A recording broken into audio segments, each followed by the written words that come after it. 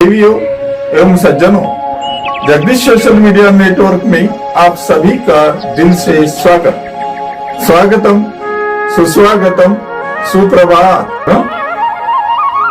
प्रतिदिन के अनुसार प्रस्तुत करते हैं स्वामी वासुदेवानंद जी सरस्वती इनके अमृतमय वाणी द्वारा विष्णु सहस्त्र नाम ज्ञान यज्ञ प्रवचन। प्रथम नमन आपको। जय गुरुदेव। श्री विष्णु सहस्त्रनाम ज्ञान यज्ञ प्रवचन क्रमांक 209, श्लोक क्रमांक 34 और नाम क्रमांक 193। ओम त्र्यंबकं यजामहे सुगंधिं पुष्टिवर्धनम् उर्वारुकमिव बन्धनान् मृत्युर्मुक्षीयमामृतात्। समस्त जन कल्याण निरतं करुणामयं नमामि चिन्मयं देवं सद्गुरुं ब्रह्मविद्वरम्। शान्ताकारं भुजगशयनं पद्मनाभं सुरेशम् विश्वाधारं गगन सदृशं मेघवर्णं शुभांगं लक्ष्मीकान्तं कमलनयनं योगिभिर्ध्यानगम्यं वन्दे विष्णुं भवभयहरं सर्वलोकैकनाथम्।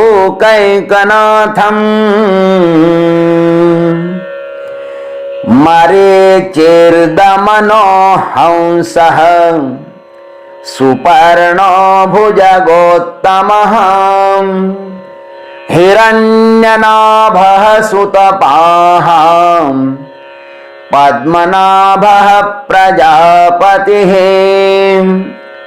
ॐ भुजगोत्तमाय नमः।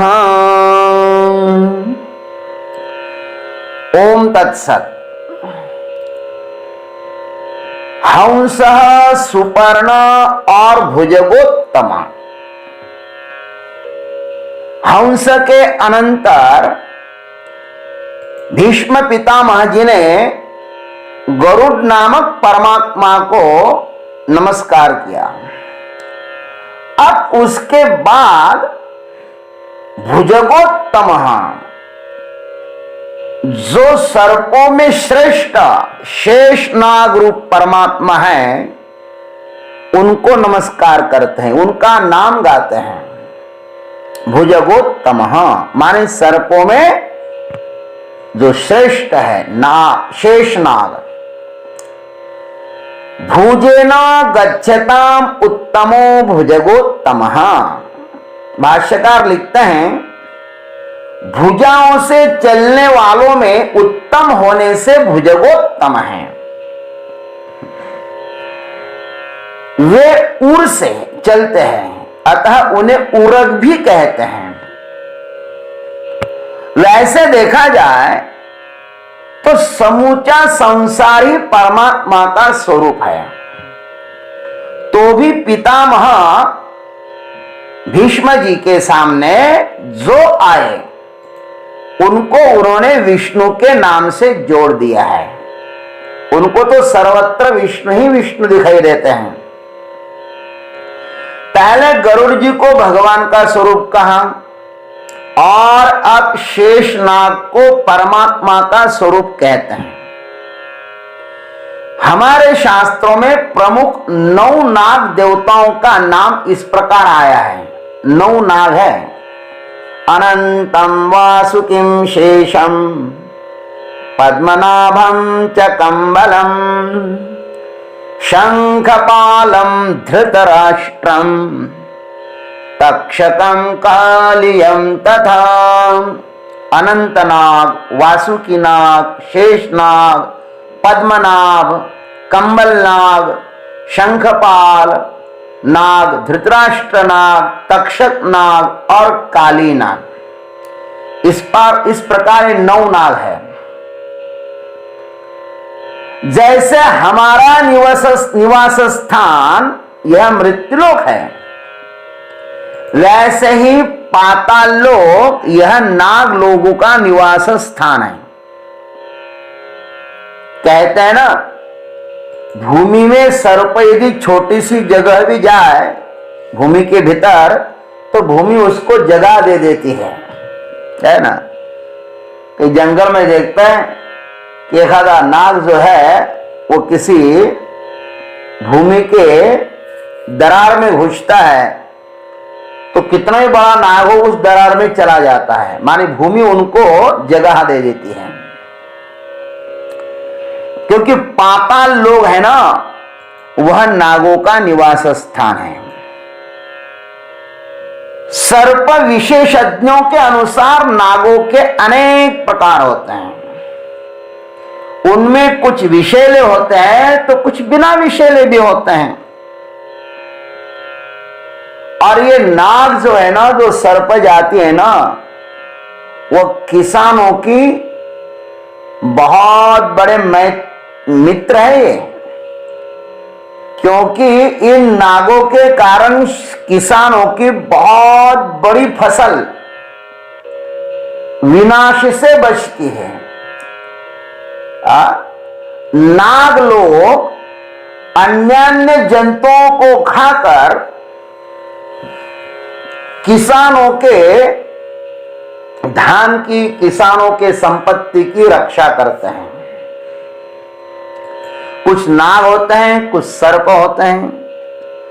उनमें जो केवल जमीन पर ही चलते हैं उसे सर्प कहते हैं, और जो जमीन और जल में भी चलते हैं, पानी में भी चलते हैं, उसे उभयचरों को नाग कहते हैं, है ना। वे जो उभयचर है ना, जमीन पर और पृथ्वी, जमीन पर और पानी पर चलते वे नाग हैं। इसलिए शेषनाग क्षीर समुद्र में रहते हैं, और वासुकी का उपयोग भी देवदानवों ने समुद्र मंथन में किया था।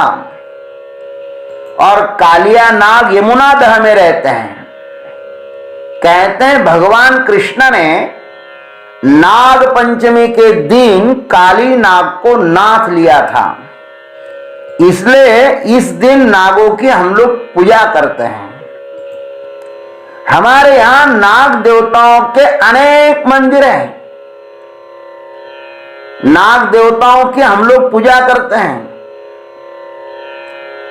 भगवान शिव जी तो उन्हें अपने शरीर पर ही धारण करते हैं, सिर पर धारण करते हैं, गले में धारण करते हैं, बाहुओं में धारण करते हैं, जनेऊ के रूप में धारण करते हैं। शिव जी को तो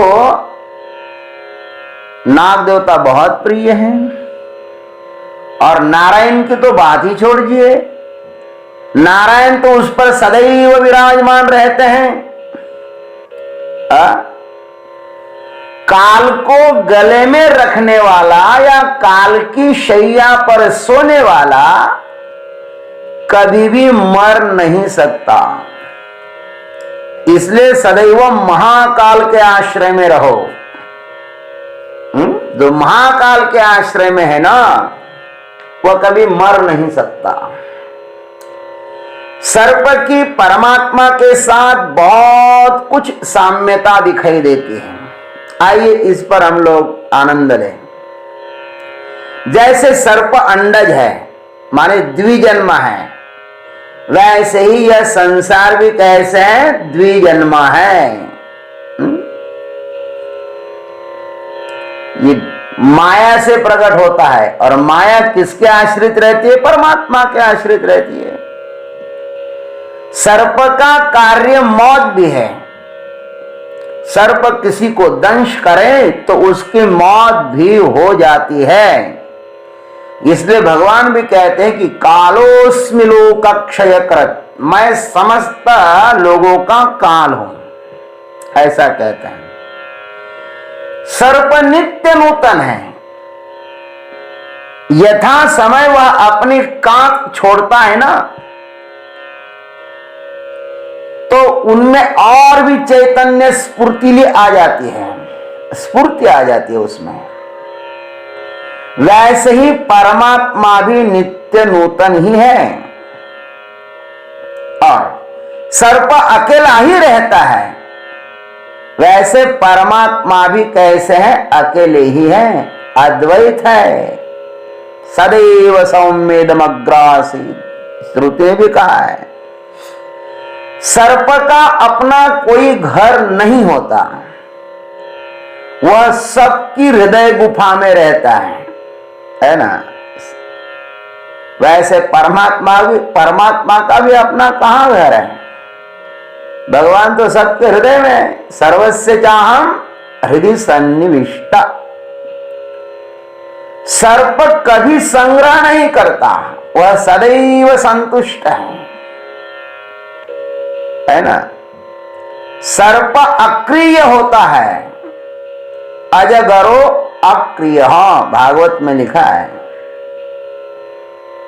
वैसे ही परमात्मा भी जो है ना, वह कभी संग्रह करने का उनको कोई काम ही नहीं है। भगवान सदैव संतुष्ट है, शांताकारम भुजग शयनम पद्मनाभम लक्ष्मीकांतम, वह सदैव संतुष्ट है।